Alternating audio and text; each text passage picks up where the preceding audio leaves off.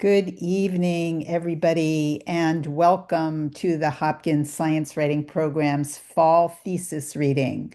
My name is Melissa Hendricks, and I'm the Program Director of our Master of Arts in Science Writing program. And also, welcome to the moment of truth, or should I say, the moment of victory for our thesis students. This semester, our students have burnished the writing they've produced in their courses, which will comprise their final thesis. And now they get to present excerpts from those essays, memoirs, opinion pieces, and feature stories. But this is no mere final exam or dry summary of what students have learned. What we'll hear comes from their hearts, their guts, as well as their intellects. We're privileged to be their audience. And as the adage about writing goes, they are opening a vein. Our thesis course instructor, Sue Eisenfeld, will say more about that process that led to tonight's reading, and she'll introduce those students. But I'll only say now that witnessing their labor and dedication and attention to craft and art in their manuscripts always humbles me. Thesis students who just turned in their official science writing master's theses to the university deserve our cheers and applause. And in addition, I'd also like to applaud and thank the awesome supporting team that guided our students to this exciting point. First, to our thesis advisors, the dedicated mentors who read and critiqued draft after draft of a student's thesis, coaching, correcting, and encouraging the writers over months of hard work. And second, the faculty who serve on our thesis review committee, who read a final submitted thesis draft and determined whether the work meets the high bar for writing and reporting we set for master's theses. A generous thank you to you, thesis advisors and reviewers, for your important contributions. And another group I'd like to thank works behind the scenes, but is no less valuable. Those we might call a student's personal support team. So the parents, spouses, children, and friends who encouraged you to pursue this degree and who maybe buoyed you when you doubted yourselves, read story drafts, offered feedback, volunteered to cook dinner or walk the dog when you were facing an assignment deadline, and perhaps help pay the tuition. A shout out to you, our students' personal support teams. And finally, I'd like to thank and introduce the person who is most essential to this team, our thesis course instructor, Sue Eisenfeld. Our science writing program is now almost 15 years old, and Sue has taught with us almost since its inception. She largely designed our thesis and careers course, and each semester she teaches it. I'm amazed at all she does. I'm always impressed with the time and intellectual and emotional energy Sue invests in students' writing. Thank you, Sue, for shepherding this thesis class, and I will now turn it over to you. Thank you so much for that introduction, Melissa. I am delighted to be here, and I want to welcome and congratulate everyone who's here. First, our thesis writers and readers who you'll hear tonight, our soon-to-be graduates, and other members of the thesis class. But also, as Melissa said, I too want to thank the support system behind you. We don't always know who you are behind the scenes, but I want to thank your friends, your families, your parents, your spouses, and your kids, and your pets for supporting you in all the work that you have done all these years. The support networks are so important to allow you to do what you've done by engaging with this program, and you've helped enable everyone to reach this moment. I'll just say a word about the thesis process. I have taught this course this semester, and the students have been engaged in kind of a three-prong semester where one big part of it is working on their thesis, which is a collection of much of their best work from their entire program. They compile it into one, they work with an advisor one-on-one to polish it during all of these weeks of the semester. But at the same time, everyone has been engaged in lively conversation and discussion about writerly issues and the types of issues they're going to be facing as science writers today. And they have been reading and just examining what their writing lives or their writing careers might be like as they go forward. So it's been a really interesting process. I want to applaud all of you for investing in yourself. I mean, going to grad school is an investment in yourself. You might not get the job you want immediately after graduating, but this is an investment in your future, and it's going to pay off in many different ways, many different dividends over time. You're joining a field of great importance for humanity and society. And so I just want to congratulate you on doing that for yourself. And in terms of the times we're in, interest in science and science communication is more important than ever. We're obviously facing some challenges in these fields, and your work is just more important than ever in these times, whether you decide to freelance or whether you decide to go into full-time, part-time, or gig work that's science and communications related, it's all really important. So thank you for doing this. Tonight, we're going to hear a short reading from each student. It's going to be a mosaic of writing. You'll hear examples of the types of issues, genres, styles, voices, research, methods that students have been experimenting with and perfecting over the course of this semester, but also their entire program. So we will have 11 readers tonight, and I'd like to invite everyone to just sit back and enjoy the writing that we're going to hear. And our first reader tonight is Sarah Hayes Coomer, who will be reading from This Is Your Brain on Protest Songs. Throngs of Los Angeles Football Club fans chant in protest of ICE raids on schools and businesses. This is Los Angeles! Ahoo, ahoo, ahoo! Across town, in a city park framed by purple jacaranda trees, demonstrators wielding maracas, bongos, and acoustic guitars launch into a boisterous group sing-along, arms raised, belting, "No, I won't be afraid, just as long as you stand by me." Protest songs aren't merely sources of solace or quaint diversions echoing the civil rights movement of the 1960s. Coming together in song engenders a sense of collective power with ancient biological roots.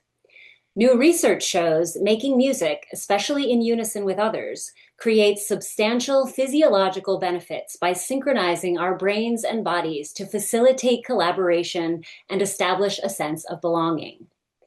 As Americans weather the stress of political and economic uncertainty, many have poured into the streets to protest increasing displays of military might, governmental abuses of power, and sweeping cuts to social safety nets. The widespread presence of chants and songs in those crowds demonstrates something fundamental about the role of music in human evolution and survival.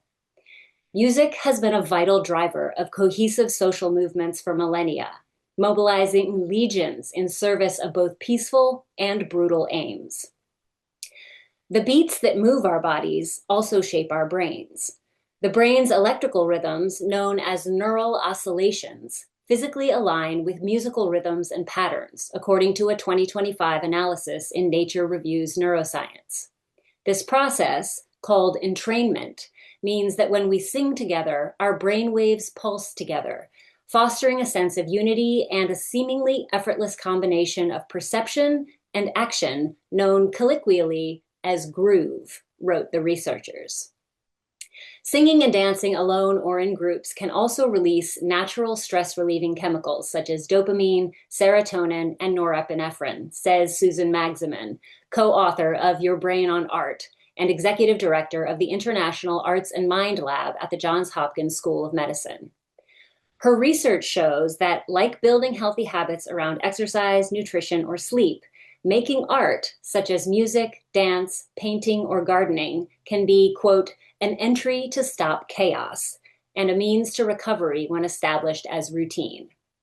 In other words, music and other art forms can be ritualized to support our personal and collective well-being. The lure of music isn't unique to modern humans. Drumming together is instinctive for our evolutionary extended family as well, reports a recent study in Current Biology. The findings show wild chimpanzees drum on trees in patterns that are characteristic of their groups, similar to the rhythmic variations found in different human cultures. This evidence supports the theory that human musicality reaches far back in our evolution, beyond the 7 to 9 million years ago when humans and our closest living relatives diverged, according to the researchers. It shows that group singing may help humans form large, socially cohesive groups, necessary for building common cause with relative strangers, for good and for ill.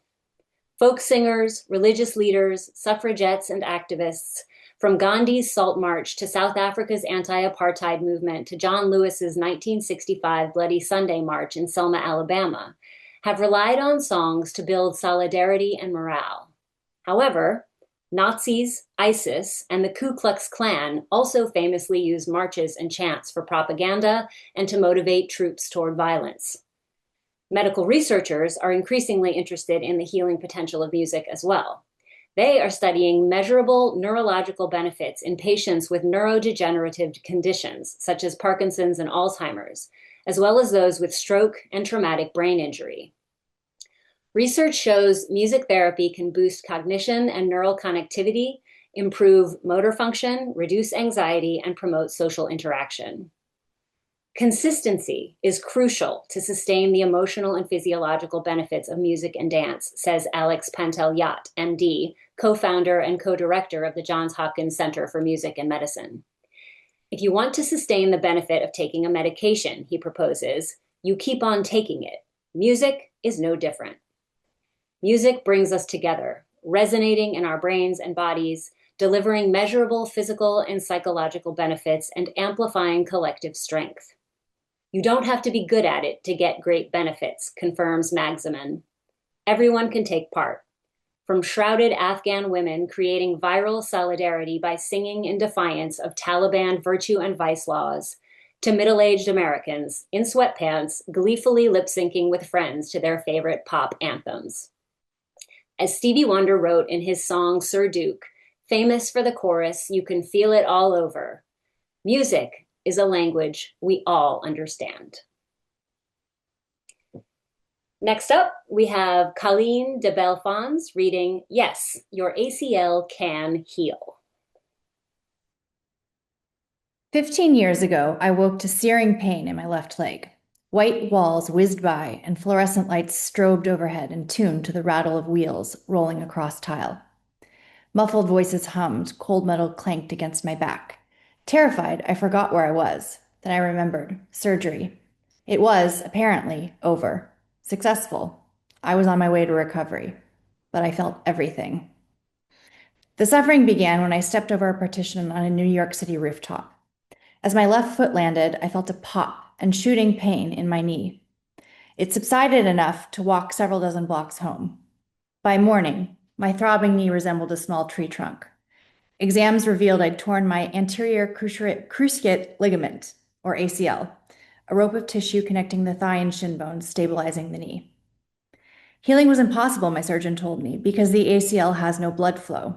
He offered two alternatives: live with the torn ACL and unstable knee, forget sports, and face arthritis in 20 years, or get surgery and everything would be fine. His recommendation for an active 26-year-old like me. I chose door number 2. I've since learned surgery isn't the only option. An emerging faction of practitioners hopes to prove that ACL injuries can fully heal without surgery, which might be welcome news to the growing number of weekend warriors participating in triathlons and CrossFit into middle age and beyond. Orthopedic surgery involves replacing the torn ligament using a graft from cadaver tissue or another part of your own body. Recovery is painful, and it's known that psychological trauma during or after surgery impacts outcomes. My recovery was especially traumatic. My doctors guessed the nerve block to ease me out of general anesthesia didn't work or wasn't injected, so my year of rehab was likely more painful and longer than necessary. Fortunately, 15 years later, my knee remains pain-free and functional. When my other knee twisted on the ski slopes last winter, I instantly knew what happened. I screamed into the snow in anger more than pain, imagining another surgery. Imaging revealed I'd fully torn my right ACL and partially ruptured my medial collateral ligament, or MCL, which keeps the knee from moving laterally. I dreaded surgery, but figured I'd get it over with. Just because I was now 41 didn't mean I couldn't live without sports. In the US, 200,000 Americans get ACL surgery every year, according to the American Academy of Orthopedic Surgeons, or AAOS. Rates recently doubled in patients over 40, largely because we're more active. AAOS patient guide suggests surgery for younger active people to maintain knee stability and activity level. Their 2023 surgeon practice guide says surgery reduces future injury risk. American surgeons are paid per surgery, incentivizing operation, notes Stephanie Philbay, a research fellow at the University of Melbourne. Outside the US, not everyone is convinced. Sweden recommends delayed surgery. Half of people never go under the knife because their knees improve or they can't be bothered. Philbay published a study in 2025 that found no difference in return to sport rates or activity levels between surgery and rehabilitation alone. Riley Williams, an orthopedic surgeon with the Hospital for Special Surgery in New York, says we can't predict who will benefit from non-surgical intervention, but I might have been the perfect candidate. Most skiing accidents are low energy compared to what you might sustain in, say, rugby, boosting healing potential. The ACL ruptures, sometimes completely, as was my case, but remains relatively intact with the ends close together.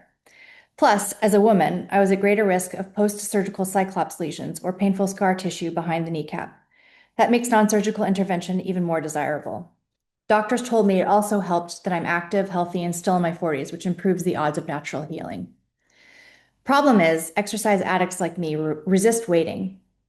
Folks who prioritize movement usually get it fixed right away, says Williams. They're like, you treated Kyle Irving, why not surgery for me? We'd all like to think we're athletes, but time off field costs professionals a career. The NFL running backs agent shouldn't be dictating current medical protocol costs across the US. They kind of are, orthopedic scientist Timothy Hewitt told me. Do I think there are too many ACL reconstructions done too early? Yeah, there are. The next writer will be Andrew Wise reading My Dinosaur Ride. Nobody plans to ride a dinosaur. Sometimes opportunities just fall in your lap. 25 years ago, on the eve of my 40th birthday, I was finally adult enough to commit to a lifetime of marriage. My new wife, Karen, was a program director at the World Wildlife Fund, and her work involved protecting elephants and other endangered species. Africa seemed the perfect destination for a first anniversary honeymoon.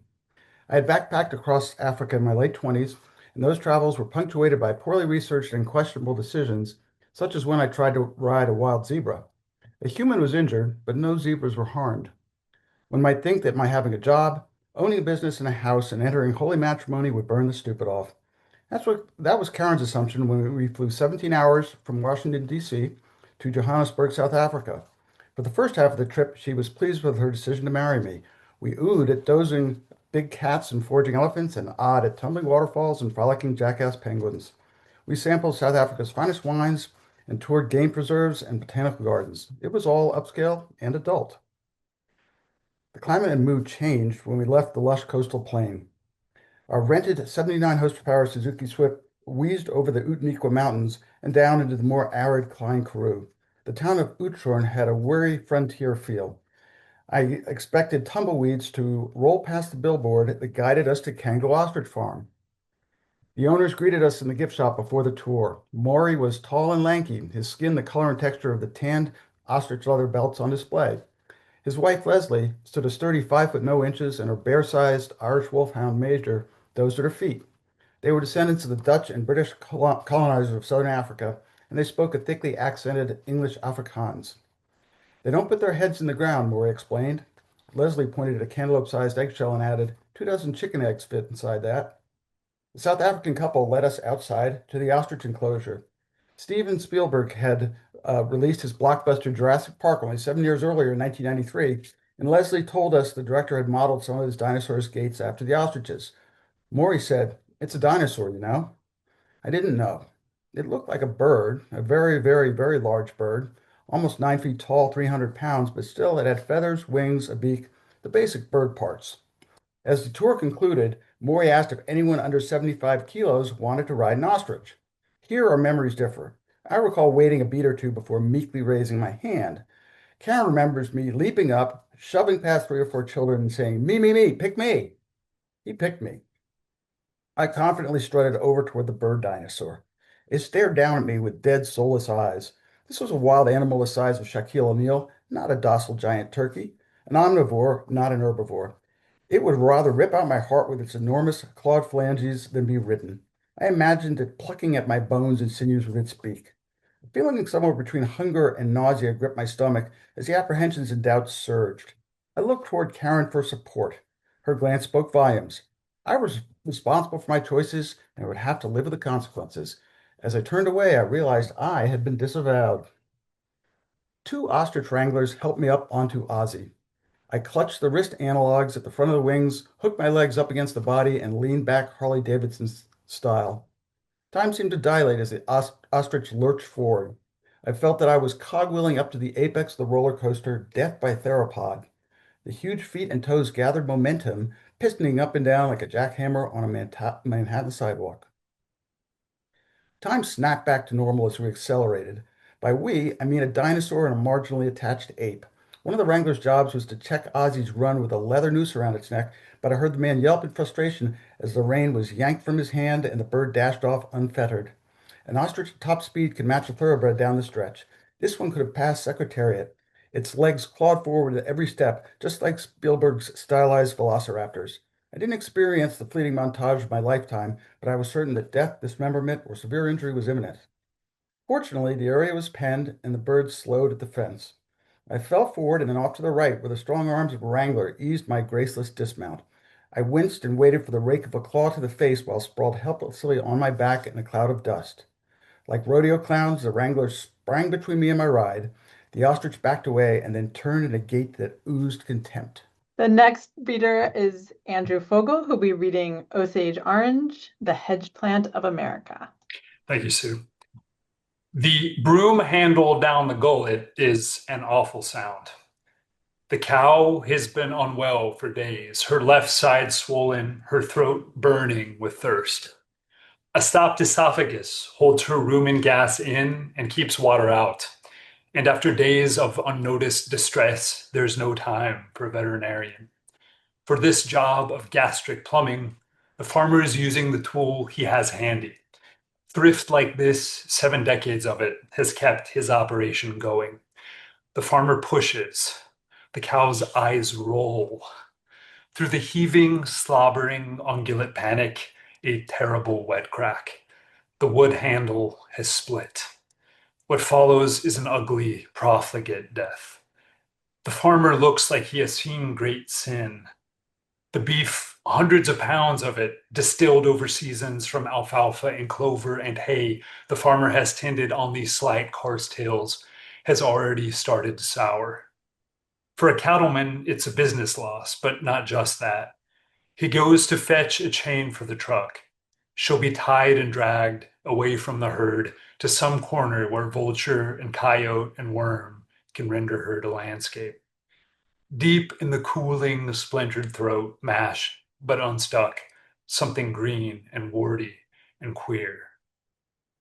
The fruit is beautiful, but not eatable, of the size of a large orange, of a golden color, and the trees, when laden with the fruit, are splendid. The Boston Traveler, April 26, 1836. On a lot on a farm road off Missouri Route 37, behind a high-ridged white barn and a stock pond like a patented liver from the air, the United States Department of Agriculture's Tree Map Explorer, sorted by field forest type, shows a Tetris of gray-pink, gray-green, and magenta. The key points to tree is plausible for this span of the Western Ozarks: hickories, red maple, swamp tupelo, oaks, white and red, and post and blackjack. The map is wrong. I am sure of this because I have been coming to this place for more than 3 decades. Ruined sneakers many sizes smaller in cow paths on the pasture. watched frogs flashlight stunned and speared live on the banks of that pond. Heard one warm Christmas singing with his guitar a cousin who had slept under bridges when not sober and would again. This land has been with the Arno family since 1888. In the house up the hill, faded and tired, but always clean, my mother was raised and my grandfather was born. Papa and Momo are living their 9th decade there now. In truth, the back lot is not pretty. I've always thought it was kind of spooky back there, like a fairy tale forest, says Aunt Jenny at the holidays in the little farmhouse kitchen wallpapered in 1959. I think a reflex left over from useless study in a distant capital where I live far off the ground, of the vaguely post-apocalyptic setting of Waiting for Godot. There are piles breast high of limestone cobbles gathered by 6 generations of Arnos from the shallow highland soils. There are iron carcasses of old farming equipment, bent at odd angles. And there are bones and bones. A heifer's jaw, a canid snout, the necklaced vertebra of some smaller mammal. The green tea smell of ruminants is overpowered in places by something that blinds your nose. It is the place where the Arno men, my grandfather, uncle, and cousin, dump dead things. But what really makes the Newman are the trees. They are all of one kind. They grow every way but straight, or have grown. Many boughs are dead, and leaves in warm months are stochastic, one branch bristling green beside another cemetery gray. This part of the Springfield Plateau at the shores of the Great Plains tends toward prairie, but you could mistake it, the lower bark in places, moss-plushed and lichen-placked, for temperate rainforest. In the southwest corner of the field, the trees clump from fence to pond. Here, they are less grove than ribcage, the way they arc and wall. The ground around them is black, old bitter cellulose mulching the skeletal fragments. Papa says he keeps them as shelter for the cattle, as nailless, shingleless, self-carpentered sheds against the blizzards and tornadoes that rake this part of the heartland. They're worth the rare choking by the fruit. I know they have other values too. I am not sure when I first noticed them. I mean, really noticed them, started to see them like faces at a family reunion instead of strangers in a city park. Hedge apples, I'm sure my parents called them on drives home from the farm. They may have also said monkey balls. They may have also said Beaudark, the way their French name comes out of the mouths of Anglophones in the upland South. It is hard to sort these kinds of memories from a time in childhood when the world was so limbic, when my impulse was to seize and climb a tree rather than read about it.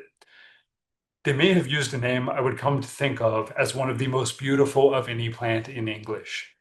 2 trochees, born far from Europe, with vowels that buzz close deliciously. Osage orange. And next we'll hear from Megan Feldman, who will be reading from her Collected Stones, Past, Present, and Future. Thanks, Andrew. This is an essay in 3 parts. So part 1, Jasper, Macapan Valley. During the Pliocene epoch, in what is now South Africa, an early hominin, an Australopithecus individual, plucked a piece of jasper from the ground. Weathered fingers brushed over a weathered stone the color of dried blood. The stone nestled in the individual's palm, and as Australopithecus stared at the stone stared back, with eyes formed by 2 round indents and a straight longer indent below, a mouth. Archaeologists don't know how long the individual held onto the stone or how many times it may have changed hands, but they do know that its travels came to an end around 3 million years ago. It was left in a cave, buried with Australopithecus bones, undisturbed until 1925. The stone's markings likely formed through natural processes rather than being carved by hominin hands, making this stone the earliest known manuport, a natural object removed from its original context and carried without modification. Without written records or other ways of peering into the minds of Australopithecus, we're left to speculate on what that individual thought when they picked the couple of jasper out of the ground. Did those tiny round sockets peering out of the ground startle them? Did they hold the tiny stone face up to theirs and laugh at its serious grimace? Or did they cup it reverently in their hands, hushed by its otherworldliness, by the likeness of a living thing emerging from something inanimate? Wouldn't you have done the same? Part 2, Ports, Potomac Shore. A sea of pea gravel blanketed the ground beneath my childhood playset. As a child, if one of the pinky nail-sized rocks caught my eye, I'd tuck it into my pocket, well, into my sock for safekeeping. Perhaps this one was actually a whale's tooth, that one a dragon egg. When I finally removed my sock hours later, the pebbles spilled free, leaving behind imprints on my skin. Earlier this year, more than 20 years after playset summers and socks full of rocks, I took a kayak out on the Potomac River and beached myself on a spit of sand near the marina. I dragged the kayak up out of the water and left it there while I walked along the shore. I scoured the beach, hunting for the perfect rocks. They jumped out to me among the sand and seashells, and I snatched them up with a thrill. Quartz. Smooth, round, fitting perfectly into my palm, tumbled by the river, giving them a frosty finish. Creamy white, like a drop of moonlight fallen into my hand. Into my life jacket zipper pockets they went, one by one, until the zippers strained to close. Laden with treasures, I waddled back to my kayak, crunching and clacking with each step. The rocks I've collected clutter my life. The pea gravel pearls I collected in my childhood are tucked under the leaves of my succulents. A 3-pound bag of treasures from the Potomac River has made itself at home on my kitchen counter. A speckled granite egg, polished smooth by the Salish Sea, conjures images of a lavender dusk on the beaches of Orcas Island. How wonderful to have these memories made material. And part 3, Breccia Lunar South Pole. The moon gleams bright white in the night sky, but as you trek across it, each step kicks up plumes of fine gray powder. You grip your tools, scoop, rake, hammer, and search for the perfect rock samples to bring back to Earth. You've been out here for hours, and with each step, your pressurized suit fights you, and your fingers ache from manipulating the stiff gloves. Just one more, and then you'll turn back. You reach down into the grip and pull free a chunk that catches your eye. Its crags dig into the rubber pads on your gloves as you turn it over in your hands. Moon rocks are nothing like smooth river stones or vibrant gems. They're dark, jagged things. This one is a piece of lunar breccia, flecked with fragments of other rocks and minerals, melted together from high-energy meteorite impacts. Each inclusion in a stone documents the environmental conditions when it formed, and moon rocks are no different. Moon rocks might also have traces of Earth in them. Only a few million years after the Earth formed, something smashed into the young planet, sending molten material soaring into orbit. These two bodies cooled to form the Earth and Moon that we know today. The material from Earth that became part of the Moon may have been spared Earth's violent Hadean period, when magma flowed freely across the planet's surface for 500 million years. We have no geologic records from that period in Earth's history because it was too hot for rocks to form. Holding the lunar breccia in your hand, you touch a record of the past, perhaps even a record of Earth's lost childhood. Astronauts in the upcoming Artemis missions will land at the lunar South Pole, a region never before visited by the Apollo missions. Here, massive craters dominate the landscape, the largest of which, Shackleton Crater, is deeper and wider than the Grand Canyon. This cratering indicates an extensive history of meteorite strikes, meaning that ancient material excavated by these impacts could be lying on the lunar surface, waiting for an astronaut to find it. So many rocks scattered across the moon's surface, each with their own story to tell. The astronauts will have to choose wisely. Which rocks would call to you? And how could you choose just one more? Thank you. Up next is Lee Dorsey, reading Fitful and Faithful as the Tide. I'm reading part of a personal essay that examines my complicated relationship with motherhood through the lens of a gray seal's mothering behavior. In it, I refer to an individual gray seal who I came to think of as Pearl after she washed up dead and pregnant on the shore of Penobscot Bay a few minutes from my home. In ecology, there is the dichotomous notion that mothers are either capital or income breeders. Capital breeders store up their caloric reserves prior to whelping their young, and then live off their stores for a while, until they can leave their young to their own devices. Income breeders simply adjust their intake of food in real time to keep up with the greater metabolic demands of motherhood. Capital breeders tend to live in colder climates, where the ability to forage is fraught with seasonal uncertainty, periods of plenty alternating with scarcity. Income breeders, on the other hand, flourish in places where resources are stable throughout the year, where they can count on finding more sustenance whenever they feel like it, any old time. Gray seals like Pearl are capital breeders. They feed heavily all through spring, summer, and fall, and then live off that stored wealth as they birth and nurse their pups in the dead of winter. I imagined Pearl in one of the insatiable seasons of her life, roving the cold, dark waters of the North Atlantic, feeding on every fish and crustacean she could find: sand lance, hake, flounder, squid, even the occasional lobster, whatever was in abundance. Gray seals aren't picky.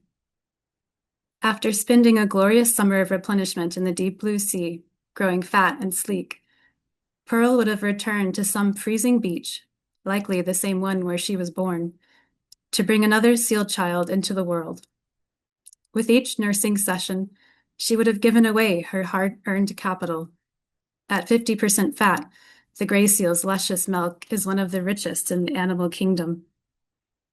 For each day of the 3 weeks that they were together, her pup would have packed on 3 pounds of body weight. An interesting way to consider the accumulation of generational wealth. I wonder if freedom is a form of wealth for mothers. If it is, I might be a sort of capital breeder too. I'm not good at the income strategy of finding small bits of day-to-day freedom to make up for the extra expenditure of patience and care. Instead, I need to go away. Sometimes for hours, sometimes for days, sometimes for weeks. I need to row as far away as I can from home, into the wild of the sea. The farther from shore, the better. I need to breathe in giant breaths of weightlessness till I am full to bursting, and only then return home, fat and sleek, ready to give again. I imagine Pearl if she'd lived another winter instead of dying that August day. See in my mind's eye the pup sliding from her womb, slick as seaweed. Pearl laboriously spinning her bulk around to lick and snuffle the cream-colored babe, learning its scent. She would have fended off the eagles who came to scavenge the afterbirth. She would have flopped herself protectively between the pup and any antagonizing bulls. She would have spoken to her pup so they could learn to recognize each other's voices and find each other if separated. She would have stayed for a time, then she'd have left, only to return the following year to repeat the ritual of motherhood. Sometime after their mothers leave them on the shore, it could be days, it could be weeks, the little gray seals, one by one, wander to the water's edge, goaded by instinct, curiosity, boredom, hunger, and clamber in. I am a mother tied to home. I am a rambler tied to the sea. My pups are half grown. The waves wink invitingly. At night, I still read to my girls before bed, though they're maybe too old. Stories of wandering and finding yourself. Stories of loyalty and giving yourself. The Adventures of Alice in Wonderland, Little Women. It is right before I tuck them in that they tell me about the sharks that chase them through the shallows, of the currents they didn't expect to sweep them away from shore. And I tell them what I have learned of predators and riptides, and also of the strength that beats inside their honest, loving hearts. I wake in the dark and tiptoe in to check on them, my darlings. I go back to sleep and have recurring dreams of swimming with whales, of sitting on the shore watching giant waves that terrify and entice me. I know that when it's time, my girls will rush out into the deep, and Lord willing, they'll find their way. And me, I'll be devastated and free. The next writer is Tasha Hall, reading Natural Doesn't Mean Essential. Thank you. This is the beginning of my essay. For as long as I can remember, the shampoos, conditioners, and body washes in my house have held the scent of lavender. My mom loves its sweet and heavy aroma, so naturally it filled our home. Lavender-scented detergents, bathroom sprays, and cleaning products. When I think of her, I recall the perfume of lavender. Doug Mazzio stands in front of a vast purple field in Seacombe, Washington, where he and his family have cultivated lavender for 20 years. It's 10 a.m., the last week of July 2023. He walks down the farm, feet fitted with sandals on blanketed dirt, a wagon and tow piled with storage tubs. In an hour, they'll be filled with lavender buds. On this warm, sunny day, docile European honeybees dance around Mazzio, going from bud to bud.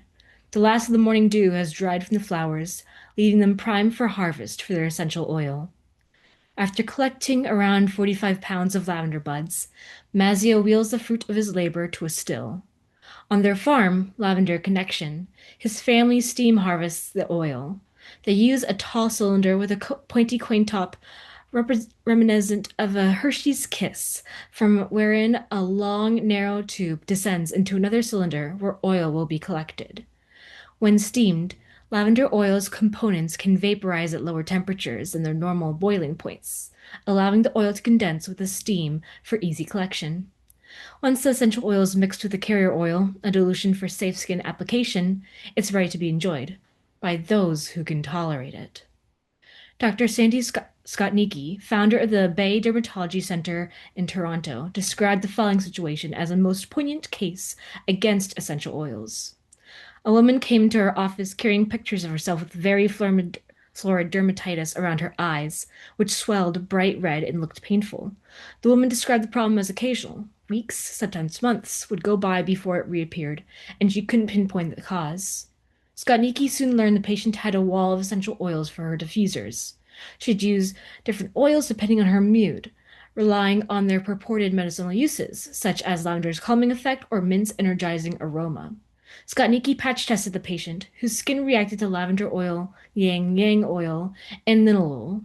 Linalool is a terpene, a natural aromatic compound that gives more than 200 essential oils their strong scents and is found in the majority of luxury perfumes on the market. After many uses of the essential oils, the patient had developed an allergy. Her eyelids, where skin is thinnest, reacted first. If the woman had continued using lavender essential oil, her rash would have spread to her whole face and chest, Skotnicki said. That was 10 years ago. Sort of the beginning of the essential oil craze, Skotnicki said. And now the next reader is Catherine Green, Dying in Paradise. For my 30th birthday, I went on a whirlwind 4-day trip to Maui to see my great aunt Yolanda, who was recently diagnosed with terminal brain cancer. My birthday was perfect despite the heaviness that clung to us like the island's thick evening air. Yolanda and her husband Miguel hosted a family barbecue at their home in Wailuku. Miguel grilled burgers and corn. Yolanda made a tray for famous Manhattans, a cocktail that tastes like gasoline and burned my sinuses. She told me I didn't need to have one, but I did it anyway, sneakily adding splashes of water and ice throughout the night to make the drink more palatable. All my relatives on the island were there, laughing and talking in the backyard. No one acknowledged Yolanda's health, and honestly, that was perfect. One final fun-filled night with my family, pretending that this wasn't goodbye. When it came time to bring out the cake and blow out the candles, my family followed the usual happy birthday song with a rousing chorus of Las Mañanitas, a traditional Spanish birthday song that feels like it's never going to end. It's an ever-present staple of all birthdays celebrated with my extended family, and instead of quietly dreading being put on the spot as they sang to me, I wanted it to go on forever. Aunt Elisa singing along in her high falsetto before shrilly yelling at me to blow out the candle before it went out by itself. Miguel filling in the silence between verses with the deep ba as I swayed to the music of my family. I periodically glanced across the table at Yolanda, who seemed to be taking in each small moment. Grandma, who had already been visiting for a few weeks, would be returning to California with my sister, her husband, and me. She stayed with Yolanda and Miguel for the last night of our trip, and the three of us would pick her up on the way to the airport the next morning. I thought I'd get another quick goodbye with Yolanda before flying back to California. On the morning of our departure, we picked up Grandma, and Yolanda was nowhere to be seen. Grandma quietly told me that Yolanda didn't want to say any big goodbyes, so she was hiding somewhere in the house out of sight. I never saw her again. In an unexpected twist of fate, Yolanda didn't succumb to her glioblastoma, at least not directly. On October 14th, she went to the emergency room for extreme abdominal pain. It took all night for the few doctors on staff to determine that her colon had perforated. Her daughter Christina left the hospital to shower and freshen up at home after Yolanda went to surgery. A few hours later, Christina received a call. "I want to go home," she recalls her mother saying. When she reminded Yolanda that she had just had surgery, that she couldn't go home yet, Yolanda responded, "No, I want to go home to God." After 2 more days in the hospital, she was transferred to Hospice Maui to begin palliative care. On October 26th, I received a text message from my mother. Yolanda passed away. When I spoke with Christina to clarify some details of her mother's story, I wanted to know more about that perforated bowel. Realistically, no cause of death would have lessened my heartbreak, but I found myself irrationally angry that Yolanda's colon and brain cancer seemed so unconnected. Christina told me that none of the doctors really gave her an explanation about what I perceived as this great mystery, and she said she didn't push the matter. I asked Christina to tell me about the treatments Yolanda received. I'm enough of an emotional masochist that I thought about the hours I could spend researching the drug so I could point my finger at a prospective culprit. It's a quandary I'd been ruminating on ever since Yolanda moved to hospice care. Spending hours painfully speculating how any of this could have happened sounded like a great way to continue approaching my grief from all the wrong angles. My search lasted a whopping 30 seconds. The first drug I researched was Avastin, an oral chemotherapeutic drug that Yolanda began taking in mid-September. Like any commercialized drug, Avastin has its own website containing a wealth of information, including a list of possible serious side effects. Right at the top, described as not common, but sometimes fatal, is intestinal perforation. With that, my self-flagellation ended. I had 4 months to come to terms with Yolanda's cancer and inevitable death, but they still weren't enough. When she was sick and shortly after she died, I felt defensive when talking about her. A great aunt dying doesn't seem to strike people as being as impactful as the death of a parent, sibling, or grandparent. I worried that other people questioned the sincerity of my grief and saw my reactions as performative, but I suppose what other people think shouldn't matter. We had a celebration of life in San Francisco a year after Yolanda died. Grandma moved to Mississippi with my parents and couldn't attend, so she asked me to read her eulogy on her behalf. I stood in front of 100 people, shaking with stage fright, then half sobbing as I read my grandmother's words. It was one of the most difficult things I've ever done, but also one of the greatest honors of my life. Sometimes I think about the qualities I admired most in Yolanda, her intelligence, confidence, and unwavering competence. I never imagined I could embody the warmth and wisdom she carried so effortlessly. Still, I always wanted to be like her. In the years since her death, I've realized Yolanda's spirit quietly shapes the ordinary parts of my life and that I'm more like her than I thought. She was a freelance writer, and I'm trying to find success as a writer too. I've taken up bird watching, inspired by the way she can name every bird I pointed at during my visits to Maui. I try to be the eternal cheerleader for those around me so they can feel a bit of the encouragement that Yolanda gave me. I try to keep her love alive in small, everyday gestures. Once in a while, I drink a Manhattan, silently toasting her memory. I still don't like the drink, but it brings me back to my 30th birthday celebration and the gratitude I feel for getting one last day with Yolanda. Like life itself, the burn of the alcohol is fleeting, but her warmth, love, and guidance endure in everything I do. Our next writer is Madison Taggart, reading Schizophrenia Has Not Become Any Less Stigmatized. This is just going to be I'm just going to be reading the beginning section of my piece. Elin Sachs grew up in a pleasant, middle-class home. As a child, she loved to watch movies, organized her slippers just so, and had brothers and parents who all cared for one another. Sachs is a well-loved professor of psychiatry in the University of Southern California Gould School of Law, and is happily married. Elin Sachs has had schizophrenia since childhood, sometimes convinced that she and everyone she loved was going to be murdered, sometimes forcibly restrained in psychiatric care as her center, herself, fell apart during a psychotic episode. Her story, told in a memoir, The Center Cannot Hold, is one of understanding her condition, pushing through psychosis and institutionalization to find acceptance with her family and friends. However, many other people with schizophrenia haven't received that same support or care, privately, or publicly. As defined by the World Health Organization, schizophrenia is a condition that causes psychosis, where one's perceptual experiences are not shared by other people. Individual schizophrenia symptoms vary, including hallucinations, delusions, disorganization, disassociation, and struggling to emote or speak. Most people understand that mental illness results from biological causes, such as genetics, rather than a moral failing or demonic possession. However, there are currently 24 million people across the world diagnosed with schizophrenia still facing stigma for a condition many people incorrectly assume causes violence and instability. National Stigma Studies, an organization that analyzes stigma, reported that from 1996 to 2018, consistently about 60% of people in the US believe those with schizophrenia are violent. Schizophrenia's persistent reputation has deep sociocultural roots. tracing back to portrayals in fictional and news media, and the greater problems with the mental health system. Countering the stigma against schizophrenia is an uphill battle. To view patients with schizophrenia as people. In the early 1990s, Dr. Bernice Pesco-Solido, a professor of sociology and founding director of the India Consortium for Mental Health Services Research, initially set out to understand the thought process behind people's healthcare decisions. She was dissatisfied with previous models of healthcare decision-making, which were clean and elegant and fit with survey research, but didn't mirror real life. She had developed the network episode model to better explore the networks of social interaction that influenced health decisions.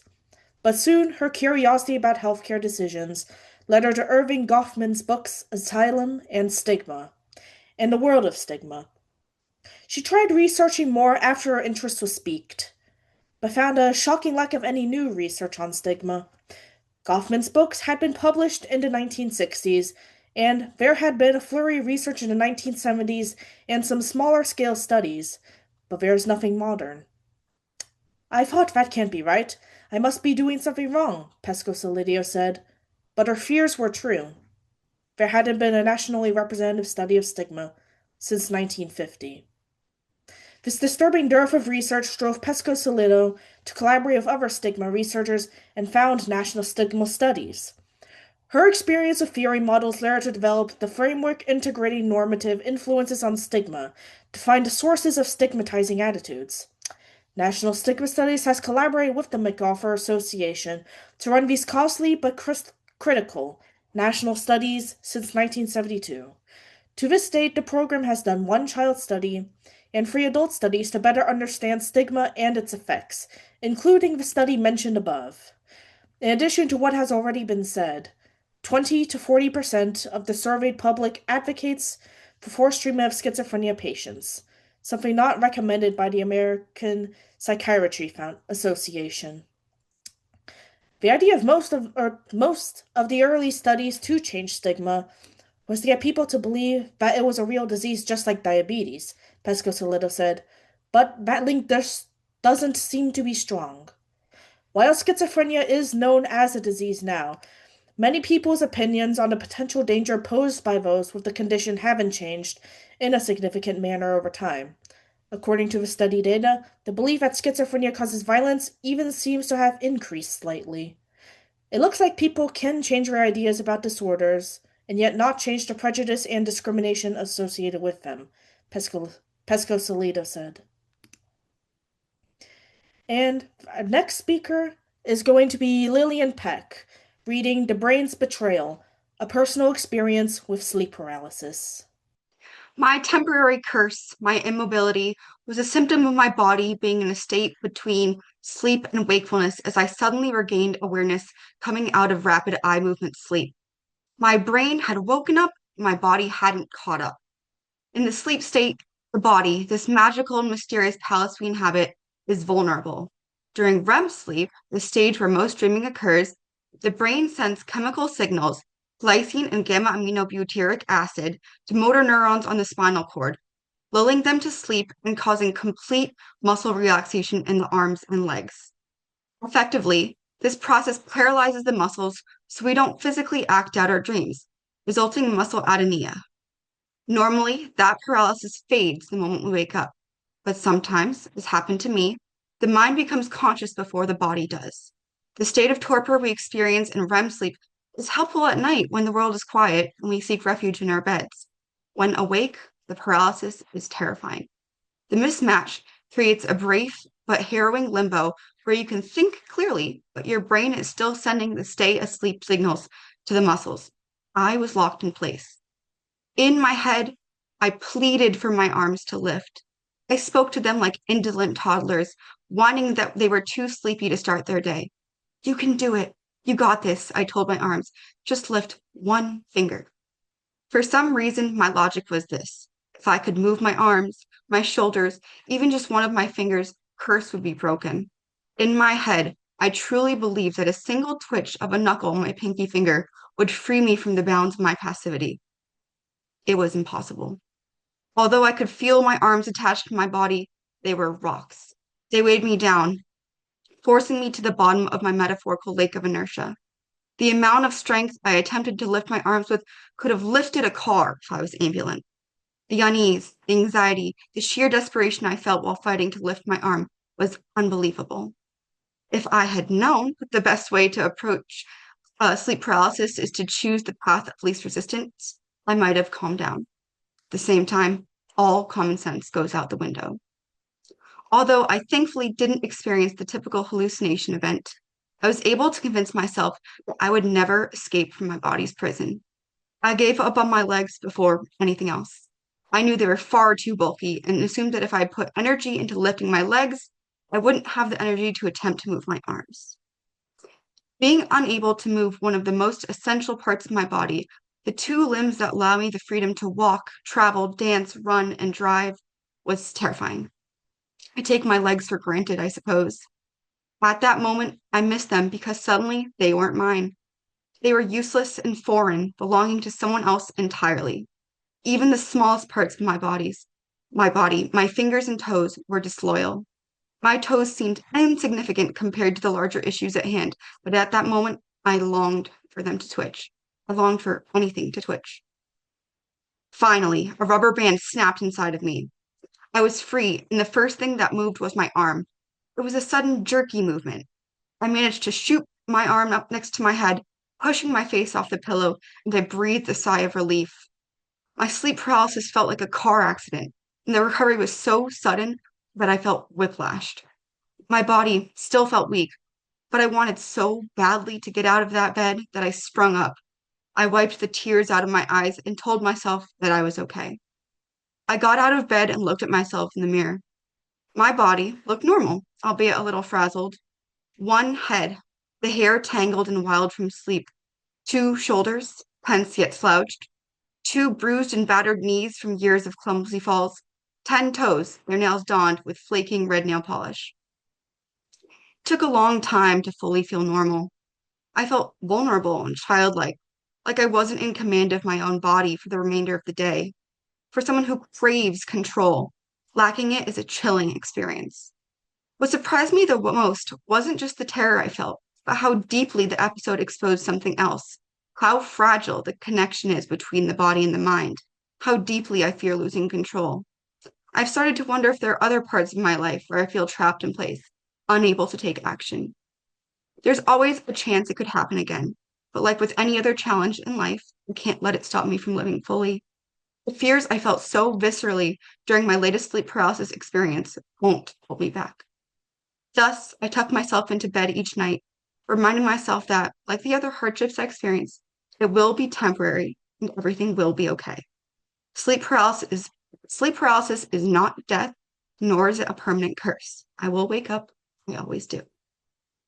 Our next writer is Zachary Hayes, reading The Monkey Made Me Do It. Our introduction to the squirrels came late last fall. The monstrous oak that towers over our small prefab home was wrapping up its seasonal bombardment when we heard the first inklings of life beyond the popcorn ceilings. This was a mast year, and we'd grown accustomed to the ceaseless plink, plink, plinking of the tree's copious acorns falling upon our paper-thin roof. So we knew the newfound clatter came not from gravity, but from mischievous little paws. No doubt enticed by the wealth of food overflowing from our gutters, the critters had decided to overwinter in the 7 inches of clearance protecting our heads from the elements. At first, the intrusions were manageable and easily overlooked. The occasional scratch here, the momentary rustling of acorns there. Being the couple of ignorant city slickers new to the rural backwoods of Tennessee that we were, my fiancée Kat and I assumed that as the months passed and the mercury dropped, they would simply fall into a deep slumber, becoming the kind of comely, unobtrusive neighbors that are so hard to come by in an apartment building. But as we entered winter proper, we began to feel as though our new tenants had sold us a false bill of goods. By the holidays, the group, 3, 4, 11 strong, had decided that the space above our bed would make the ideal common room, the perfect place for early morning tussles and evening orgies. We can't kick them out now, Kat said, her eye twitching imperceptibly in the technicolor glow of the tree lights. It's Christmas. Of course, this abundance of holiday cheer and compassion would not last long. As we would slowly discover, squirrels do not hibernate. Under desperate circumstances, they can enter a state of deep, energy-saving slumber. But nestled amid the warmth and comfort of our ceiling, these rambunctious beasts sense no need to tone down their shenanigans. In fact, it seemed as though the scurry had done some reflecting in their spare time and decided to get their act together, start working off some of those extra holiday ounces. They stuck to a strict regimen, a few hard sprints around the sheet metal eaves to start the day, followed by several hours of scatter hoarding practice, wherein they would bound from one corner of the house to the next, sporadically digging away with admirable gusto. Before bed, they had made sure to grind down their ever-growing incisors on whatever material presented itself most readily. Wood, drywall, chalkboard as best I could guess. And then there were the smells. The musky, ephemeral whiffs of urine and unmentionable secretions that periodically filled the various rooms with the rank air of a middle school locker room. Within just a handful of months, our quiet farmhouse retreat had devolved into a frat house basement, and it was starting to take its toll. For my part, I would have likely muscled through in relative silence until our ceiling caved in under the weight of an elephant's worth of droppings and acorn shells. But Cat wasn't so easily dissuaded from confrontation. War came swiftly to the farmhouse, and as its most fearsome and highest-ranking general, Cat turned to a wide range of tactics in an attempt to dislodge the invading forces from our lands. She started with the traditional, relentlessly thumping the ceilings with the tail end of a broom, peppering the furniture with bits of popcorn stucco that could not withstand the onslaught. When that didn't work, she turned to psychological warfare, pelting the ceilings with the blown-out acoustics of Tenacious D, the volume cranked to 11, in hopes that the savory licks would be sufficient to send their tiny squirrel brains melting out of their ears. In hindsight, we should have known the little devils would relish the opportunity to thrash about in rock and roll ecstasy. Something had to be done, lest we splinter and crack under the delusions of sleep deprivation. Upon inspecting the perimeter of the house, we found a small hole gnawed through the metal eave in the westward corner, a breakthrough in the case. Too broke to outsource our dirty work, we decided our next best move would be to buy an exclusion trap and leave it sitting on our kitchen counter untouched for several weeks, hoping the squirrels would simply get the hint without us even having to lift a finger. To our withering dismay, their resilience knew few bounds. Thank you. Thank you, everyone. That was so enjoyable. I'm just amazed. That was an outstanding reading by all of our readers. It was funny. You read about important issues. It was nostalgic. You have all exhibited your literary writing and your great reporting. So thank you all for that. Congratulations. Um, I don't know if everyone wants to get back on camera and give each other some applause, but you all really deserve it. Congratulations to all of you. You did a great job. Before everyone leaves, though, and this is the end, I am wrapping up, but I just wanted to say one other thing before we jump off. I also wanted to just acknowledge Melissa's retirement from this program after 25 years. Melissa is the warm, patient, and quiet force behind this program. She does so much for this program, so much behind the scenes, is so supportive of all the students and faculty. So I just wanted to acknowledge that this program has been well stewarded and shepherded by you all of these years. It's with great appreciation and thanks that we have to, and sadly, bid you goodbye. So I just wanted to give Melissa a round of applause as well for all the work over all these years that's allowed this program to flourish and allowed you all to be here tonight. So thank you, Melissa. Thank you, Sue. That's really lovely. And this is a special final event for my time in the program. You students did such a marvelous job. I've had my audio off because my dog decided to join the chorus and bark along. But those were spectacular readings. What a joy to hear them. Thank you, everybody. We're applauding you. in our homes and in our hearts. And please keep in touch with all of us, you students who are graduating. Let us know when you get stuff published. Let us know about your jobs that you get, and just keep everyone in the loop and stay in touch. So thank you everyone for coming, and I think we will draw to a close. Have a wonderful rest of your evening.